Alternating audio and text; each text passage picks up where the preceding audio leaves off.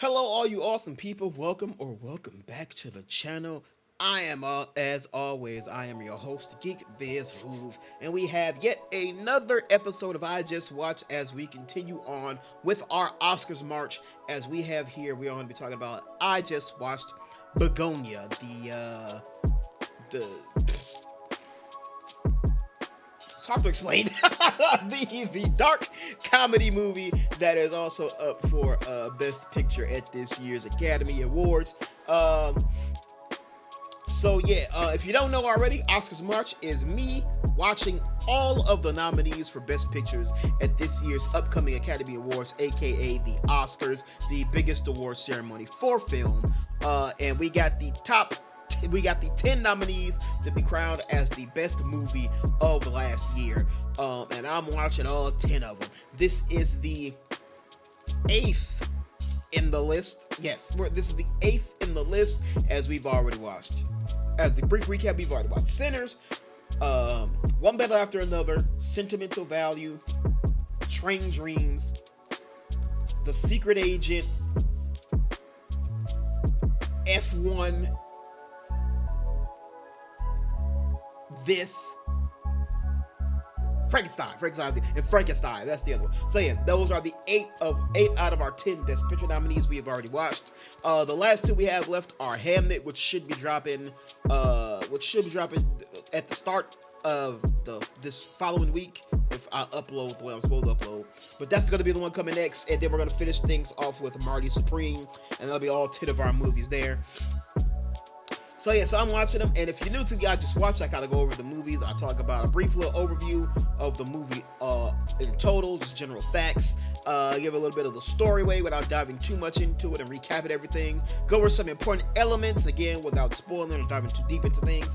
Then I talk about what I liked, what I didn't like, then just my general overview thoughts of the movie. And then we also kind of go over what other awards the movie is up for in nominations as well. So that is everything for our film here today of Bugonia. So let's kind of go over what we're gonna be talking about here today. Now, I will say, this one's gonna be a little weird. Actually, let me go over the overview first. So, Bugonia was released on October 31st, 2025. It is available on Peacock. Which I didn't know at first, but it is on Peacock. And the film is written by Will Tracy, and is directed by Yorgos Lanthimos. And it stars him reuniting again with Emma Stone, Aidan Delbis, and Jesse Plemons, also reunited with him from Kinds of Kindness. So Yorgos Lanthimos is being known for very out there kind of movies here. He's done what was the first one they did with Emma Stone, which rather is the third time him and Emma Stone have connected for a movie. I forget what the first one was called, but I know Kinds of Kindness was the most recent one, and Jesse Plemons was in that one as well. So again, this one is going to be a little weird because Bugonia does have quite a few twists in it. It's a dark comedy, so it does have a few twists in it. So, and I know this is I know it's not an old movie. It is older. But I know it's one of those movies where I know not a lot of people have probably watched it, because it is more of, it's more of like it's not one of the popcorn casual audience movie. So yeah. So in order to avoid spoiling things, because I don't want to spoil it, or at least I'll at least try not to. This video is probably gonna be a little weird because I gotta avoid those spoilers. So this one honestly might be a little shorter than some of the others were, which is pretty short already. But that's just the way the cookie crumbles. So let me go into the story real quick, and then we'll talk about important elements and shit like that. So Bugonia is a story of a conspiracy theorist named Teddy who drags his cousin Don along with a plot to kidnap the CEO of a major pharmaceuticals company, that's Emma Stone's character, to prove that she is an alien and has been sent here to Earth to wipe out humanity. So that is the general overview of the movie and the story details here. So let's go over some important notes of the light. First off, we gotta talk about Teddy and therefore Teddy's home life, and most importantly, Teddy's mother, which kind of acts as his main motivating force here. So we'll talk about Teddy first. So Teddy himself is a massive conspiracy theorist, and is all in on the Andromeda galaxy and the natives of the Andromeda galaxy, the aliens, who he believes are sent to Earth and are responsible for doing things like killing off the Earth's bees. He is a beekeeper as well, so that's another big thing for him. Leading to humanity to a state of numbness and subservience through, the usual things, media, medicine, the usual kind of conspiracy level things you see here and there. But Teddy's mother was a test subject for the pharmaceutical company that Emma Stone's character works for. I'm spacing on her name right now. But she was a clinical test subject for a drug that they were testing to deal with individuals suffering with opioid addiction. Unfortunately, the drug did put her into a brain dead and comatose state. And this is what acts as Teddy's main reason for doing what he does, for kidnapping her in order to prove that she is an alien. And and what they did with his mother is one of the biggest reasons why that is. And also, I got to talk about Teddy dragging his cousin Don into it, and Don is the best. Don is the best character in the movie. He is the MVP of this movie for me there. So yeah, there you go. So those are some of the more important elements to know for the movie. What I liked, Don, as I mentioned, MVP of this movie, my favorite character. I loved him in this movie. He was great. So you have Don. Also, Jesse and Emma, great performances here. Their performances were magnificent. There was two distinct scenes in this. Actually, it might be more like three. Two. No, it is two. Two to three. It's like 2 to 3 scenes in this movie that show them just jockeying verbally jockeying for dominance over the other, very much in a way of Jesse's character Teddy trying to maintain power and dominance and control of the situation, but then you have Emma's character trying to assert dominance over the other, being somebody who she believes wholeheartedly she is much more smarter, she's much more intelligent, and she kind of maneuver her way out of this because she views herself above the other two in this situation. So those scenes of the two just verbally jockeying with one another was great. Was really great to see. Another thing, this movie is yet another example of another movie with just really sharp camera work. Again, not the most visually striking in terms of cinematography, but again, very, very good camera work. A lot of work with lenses, a lot of work with focus. A lot of things of like draw distance, close-ups, what is the thing called? Vignettes, right? That's the thing with kind of things sharp, but then kind of things around it are kind of blurry. Just a lot of good sharp camera work and lens techniques. A lot of work with just focus, things like that. Again, not the most visually striking of all of the movies, but technically a very sharp camera work and cinematography here in this movie. The music in this was really good, used very well.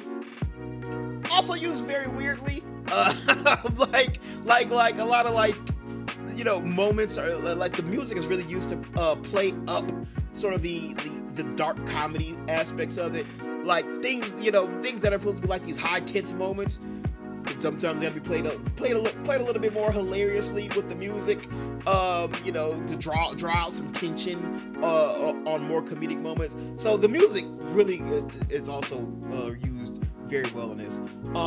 Also, as I put in the thumbnail, this movie is fucking weird and I like it. and again, and I love it. It's fucking weird, but I dig it. Again, it's a dark comedy, so it is a lot of that, shit that's funny, but it's not supposed to be funny, but it does hit in like serious moments when it needs to be. I didn't write it down, but I do want to talk about. There are these little scenes and these moments that are a little bit more serious. It has to do with kind of more like Teddy and his backstory and his shit with his mom. And it's like all shot in like black and white, and just some very weird and strange visuals to it. Really kind of makes things, the whole thing of like aliens and other galaxies and shit. Really, really kind of like almost sci-fi-esque shots that they use for that, and I really dug it, and it was really cool. But yeah, this movie's fucking weird, but I love it. Alright, let's talk about some things I didn't like. Like I mentioned before, this isn't the most visually striking film. It's not the most visually appealing. The sets I found to be pretty boring. It's a very kind of, I'd say it's a very like closed off kind of film. We only really operate in like 4 locations, I believe. It's Teddy's house, Emma's job, and then I think really just beyond that, what's the other one? And then like Emma's house as well. So we really only operate in those like 3. Oh, and Teddy's job as well. So we really only operate in those 4 locations. Again, different spots around it, but again, we really only operate in those 4 locations. But yeah, it's a fairly self-contained movie. Also, not a this is a little personal thing, a little small thing for me. The fucking emergency services in this world are slow as hell. Like there's like 2 moments in this movie where I'm like, first of all, when they kidnap her, I'm like, how has nobody been able? Because again, it wasn't like these guys are like masters at their craft. You know what I mean?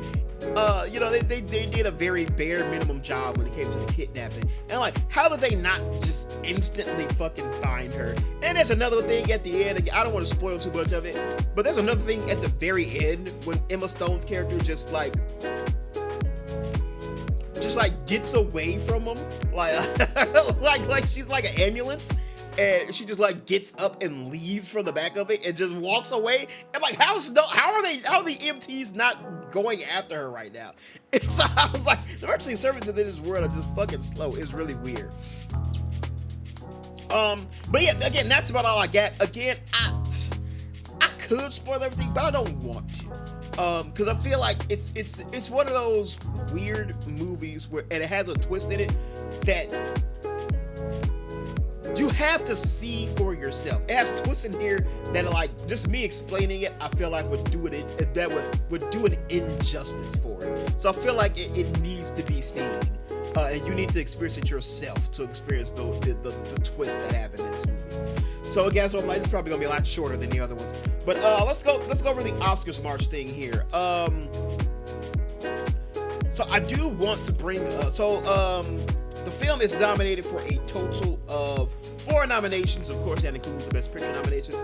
But the other nominations include original score, adapted screenplay, which I did not know going into this. It wasn't until I seen that it was up for an adapted screenplay. It found like this is actually based off of a Korean, an older Korean movie as well. That they changed it and made it American and adapted it to modern times. So I thought that was pretty cool. So I didn't know that about it going into it as well. And then they also have an award for Best Actress for Emma Stone in this as well. So a total of 4 nominations here as well. So for my final thoughts, so again, I wanted to talk about this movie without spoiling it, as there are a few twists and turns in here that I mentioned before. I feel like you should experience it for yourself. So if anything I said in this movie, in this interested you into the movie, I'd say go check it out, watch it. There are a couple twists and turns in here. I don't want to spoil it. I want you to experience it for yourself if you are. So there you go.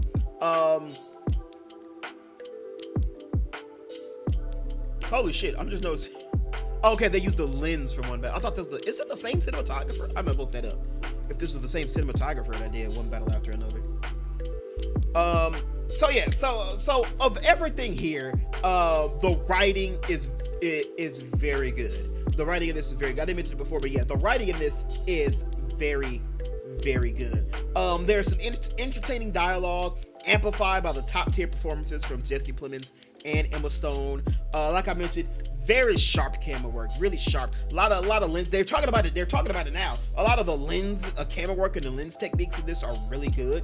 So from a technical aspect, all just really sharp, clean shit there. But the sets and visuals are pretty basic. Again, it's not really trying to do much in terms of that, like Train Dreams was, or even have like the Secret Agent with its more grindhouse style with the more of that 80s kind of look to it. I wasn't really trying to do anything like that. It served its purpose, but I will give it. It does hit the marks it wants to. It's funny, dark, keeps you guessing, and it's weird as hell. And again, I like it. Really like the movie. If I was gonna score it, I'd give it probably like a 6.5. So again, it probably sits like right in the middle. Which feels kind of perfect for it, as it's kind of the movie I feel would kind of like, you have the more of the drama heavy things like your Train Dreams, your Sentimental Values, your Secret Agents, and then you have the more distinctive kind of more action kind of heavy things like Frankenstein, like F1 and Sinners. So I feel like it's really kind of sits as a good balance in between that. This being the only dark comedy in our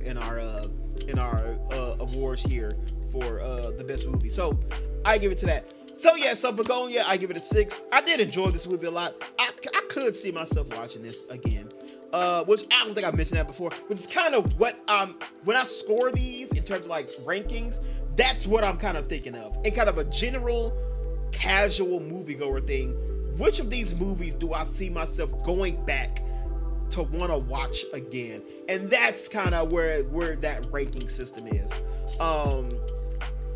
So yeah, so again, Sinners is still my number 1 pick as of right now. So it was Sinners, F1, Frankenstein, Train Dreams, and yeah, Bugonia will probably go right here, and then you have Sentimental Value. What's it better than?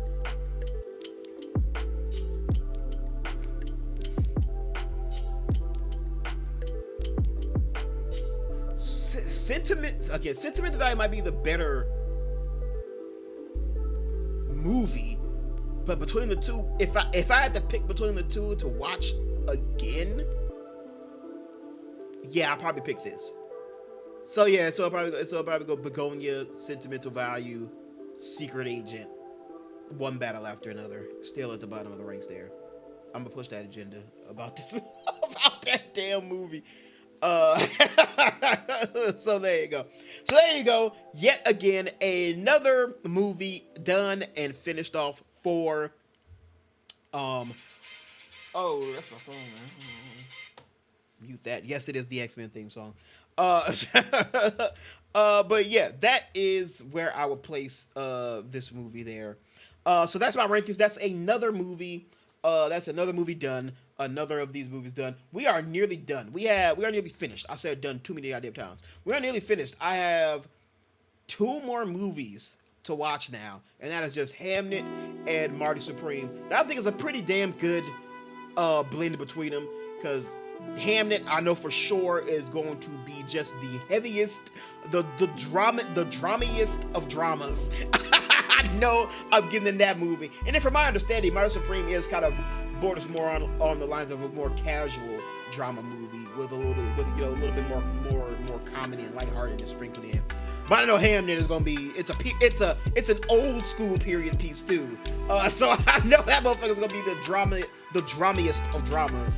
And then Marty Supreme, I think, is a little bit more lighthearted, a little bit more comedic in there, but it is still drama. So that is it for this. I just watched. That's it for Bugonia. Again, really did enjoy this movie. Hits the marks it needs to hit really well. Sharp camera work. Jesse and Emma were just fantastic. Also, kind of makes me want to check out Yorgos' other 2 movies. Damn it, I forget what's the other one called. I'm gonna look that up right now.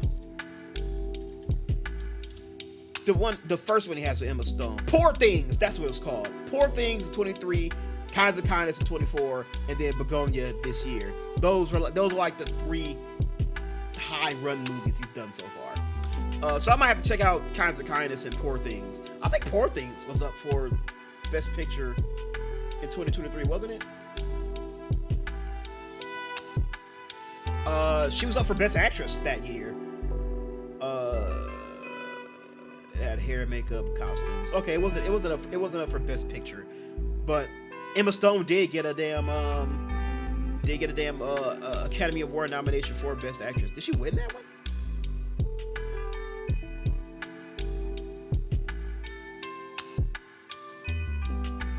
Don't say who won it. Yeah, but anyway, yeah. So that is it for this episode. Of I Just Watched. If you haven't watched any of them, go check some of them out. Like I said, F1 came out earlier in the week, so feel free to check that one out. And like I said, we got fucking 6 other ones in addition to that too, if you're interested on this journey I've been taking. Also, check out the news drops that have been dropping this week as well. We got the movie, TV, and video game news just came out. Video game news dropped yesterday. If this episode comes out when it's supposed to come out, yesterday or the day before yesterday, this will drop sometime over the weekend. So yeah, I'm glad we're wrapping this. We're getting to the end here. The Oscars are almost upon us. Also, we got a lot of TV stuff I just watched as well. So I ain't gonna keep y'all for too much longer. Somehow I was able to stretch this out to 20 minutes, so that's a good thing. Anyway, thank you all so much for watching. I very much do appreciate it. Check out the channel, like, subscribe, comment down below what you think of the movie yourself. And get it on the ground floor. Still a very early baby infant ass channel we got over here. But anyway, that's it for me. Always remember to stay watching, to stay playing, to stay awesome. And of course, most importantly, to stay safe out there. Until next time, everybody, I will speak to you all later. Deuces.